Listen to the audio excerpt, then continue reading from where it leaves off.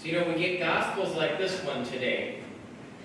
And the question that comes up in my mind, and maybe yours too, is how do we measure greatness? What does it mean to be great?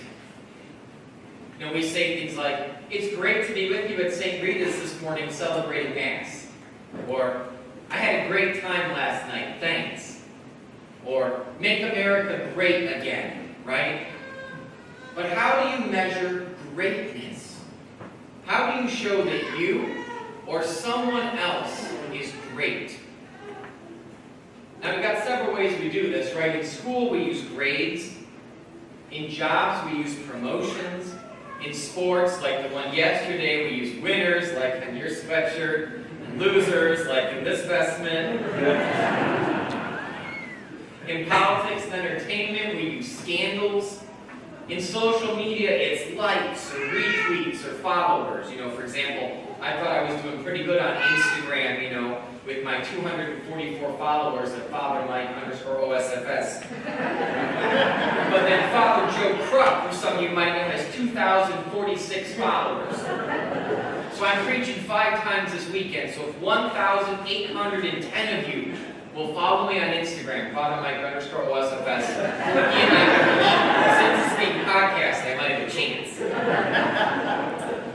But when we measure greatness, I think if we look at the abstract, it often comes down to what I call the 3 P's. First is publicity. We often think people are great when they're public, everybody knows them. Like Father Tom, he can't go to Country Market without getting mobbed by all of his favorite fans or angry parishioners, right? There he is, he doesn't have a choice.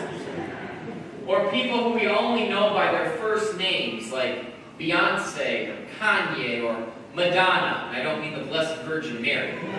Madonna hasn't done anything in 15 years, but you still know who I meant when I said Madonna. Publicity. Performance. These are the people who really did something with their life. That's what makes them great, like Mother Teresa, or Nelson Mandela, Marie Curie, Mahatma Gandhi. Then there's power. That's the one that comes up today. These are people with authority. People that everybody wants to be near. They have incredible pull, like the president, the pope, generals, world leaders, church deacon. They're people everybody wants to be near. They got pull. I'm going to get there. So publicity, performance, power. But to paraphrase Yoda in Star Wars, does that make one great? Jesus would say no. Now, mind you, he's not against publicity, performance, and power. I mean, Jesus' publicity, he's on a one-name basis too, right? It's Jesus. There is no last name. We all know when you're going to say Jesus. Performance, miracles, raising the dead. Only one person's ever done that and come back from it. Performance. And power. He's God. That's why James and John are coming up to him today, trying to manipulate a way to get their own power. Let us sit at your right and at your left when you come into your kingdom. Give us some of this power. Make us great like you. Jesus won't have any of it.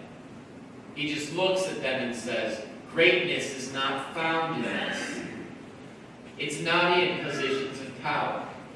If you happen to have authority and power, it's not so you can just wield it over others. It's so that you can serve them. In other words, it's so that you live in such a way that you make their life and your life better. And this point was really driven home to me last year when I was living in Adrian. I do Hispanic ministry for the diocese a lot, and so I often go around and I do house blessings for the Hispanic community. And one day I went over to a house of 2 Mexicans and their children. The guy's name is Miguel, the wife is Lillian. They have 3 children. 2 are in college, one's in high school. Lillian works in a factory, Miguel's a landscaper. And so I go over to their house, and I'm doing the blessing for the house. And after the blessing, we go into the kitchen, and then Miguel starts cooking fajitas, shrimp fajitas. Delicious. And while we're eating, we start talking. They tell me they moved up here about 6 years ago from Florida. So I said, well, were you doing landscaping in Florida?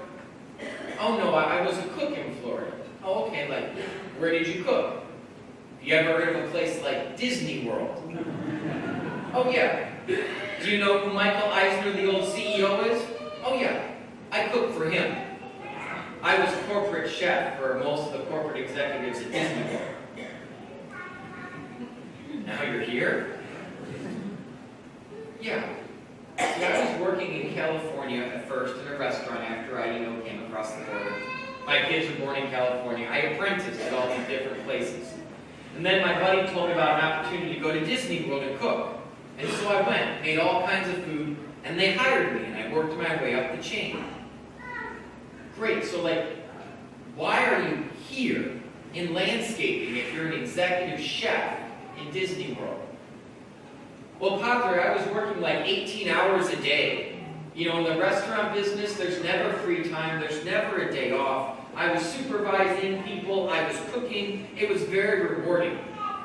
But my 3 kids at the same time are growing up, and I was never home with them, and I was never seeing my wife. And those are the moments I don't want to miss. See, my family's more important than anything. So after praying about it, I went into the corporate offices one day, and I just quit. We packed up everything and we moved up here. Now let me tell you, when I quit, everybody was surprised. But I'm glad I did it. I was able to see my son go through grade school and high school, and now he's in college. My daughters were able to do the quinceañeras, and I was there. I had time with my wife. I've been involved in my church, and here we're doing okay. We had more money in Florida. I had a bit more clout, was more popular, but I wasn't happy. Here I cook when I want, what I want. I work at a good job. I'm home on the weekends, and I'm involved with my family and my friends. I'm happy. In the eyes of the world, Miguel is nothing. He gave it all away. But to his wife and his kids, Miguel is great. So how do you measure in your own life greatness? Is it popularity, performance, power?